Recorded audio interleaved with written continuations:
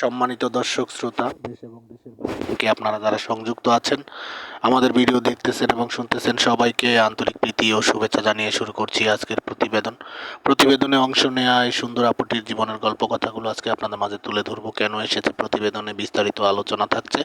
তা আপুটি দেখতে খুবই চমৎকার, ওনার গায়ের রং ফর্সা, উচ্চতা 5 ফুট 2 ইঞ্চি, স্বাস্থ্য ভালো। উনি ওনার পরিবারের বড় মেয়ে, ওনার আর একটা ছোট বোন আছে, বোনটি পড়াশোনা করে। তো ওনার পরিবারে ওনার বাবা নেই, মা আছে। ওনার মা বাসাবাড়ির কাজে নিয়োজিত আছে, উনিও আপনার একটি বাসাবাড়ির কাজে নিয়োজিত আছে। ওনার আগে বিয়ে হয়েছিল, হাজব্যান্ড মারা গেছে, ওইখানে তার কোনো বাচ্চা কাচ্চা হয়নি।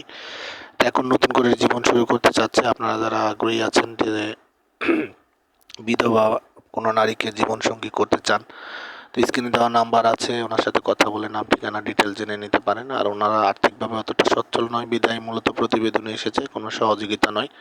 ভালো দায়িত্ববান লোকের খোঁজে মূলত প্রতিবেদনে এসেছে। পাত্রের বয়স একটু বেশি হলে, বিবাহিত হলে ওনার কোনো সমস্যা নেই। তো আপনারা যারা আগ্রহী আছেন, এই ধরনের পাত্রীর খোঁজে বসে আছেন, স্ক্রিনে দেওয়া নাম্বারে কথা বলে নাম ঠিকানা ডিটেলস ওনার মুখ থেকে জেনে নেবেন।